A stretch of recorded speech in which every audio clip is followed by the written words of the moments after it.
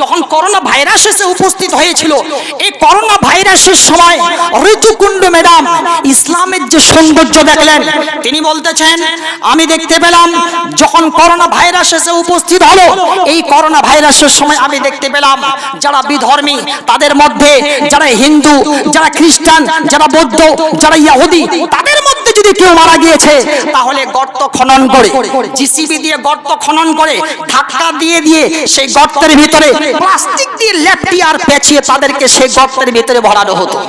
এটা আমি দেখেছি। ঋতুকুণ্ড ম্যাডাম তিনি বলতেছেন আমি দেখতে পেলাম এই হিন্দু, খ্রিস্টান, বৌদ্ধ, ইহুদি তারা এই রকম ভাবে একটা লাশের সঙ্গে, একটা মরা মানুষের সঙ্গে এই রকম ব্যবহার করছে।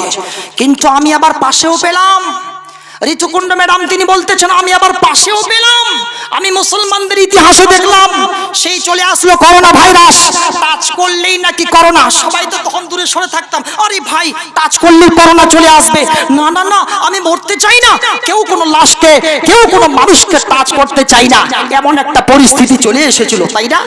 করোনা ভাইরাসের সময় এই পরিস্থিতি এসে দেখা দিয়েছিল। তখন ঋতুকুণ্ড ম্যাডাম তিনি বলতেছেন আমি দেখতে পেলাম মুসলমানদের মধ্যে সুন্দর একটা আচরণ কাজ করলো। একটা মরে গিয়েছে, একটা মানুষ মারা গিয়েছে, তার নামে মাইকে আওয়াজ হয় অমুক গ্রামের অমুক সাহেব ইন্তেকাল করেছে, বৈকাল 4টার সময় স্কুল ময়দানে তার জানাজার নামাজ হবে, আপনারা সবাই সেই জায়গায় উপস্থিত হয়ে যাবেন।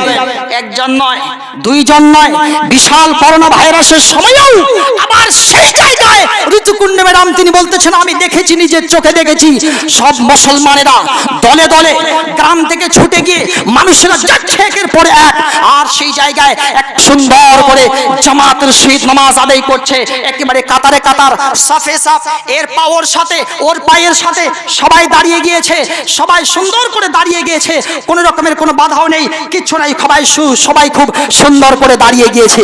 আমার ভাইরা, ঋতুকুণ্ড ম্যাডাম তিনি বলতেছেন সবাই জামাতের সহিত নামাজ আদায় করলো, লাশটাকে আবার সুন্দর করে গোসল দিয়া, কাফন দিয়া সুন্দর করে রেখে দিল। ঋতুকুণ্ড ম্যাডাম তিনি বলতেছেন এই যদি হয় মুসলমানদের একটা মরা মানুষের সাথে যদি এই রকম সুন্দর আচরণ আর সুন্দর ব্যবহার হয়, তাহলে মুসলমান একটা জীবিত মানুষের সাথে কি রকম ব্যবহার করতে পারে।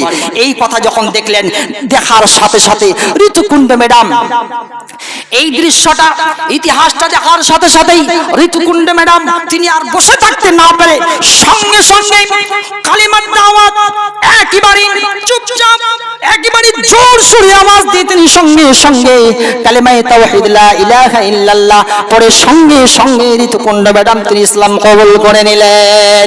আমার ভাইরা, আল্লাহর নবী তিনি বসে আছেন, এমন সময় একটা ইহুদির লাশ চলে যাচ্ছে, ওই ইহুদির লাশটাকে দেখার পর আল্লাহর নবীর সঙ্গে সঙ্গে তিনি দাঁড়িয়ে গেলেন।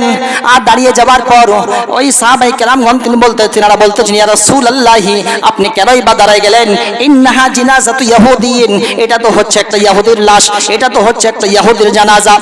ইহুদির লাশ, আপনি ইহুদির লাশটাকে দেখে কেনই বা দাঁড়িয়ে গেলেন?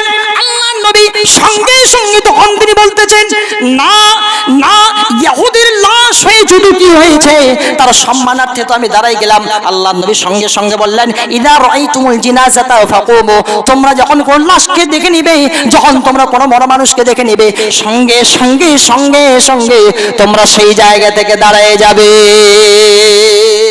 আমার ভাইরা, কত সুন্দর ধর্ম ইসলাম, যা সুন্দর ধর্ম, এর থেকে সুন্দর ধর্ম কিন্তু তাম পৃথিবীর মাটিতে আর কিন্তু পাওয়া যাবে না।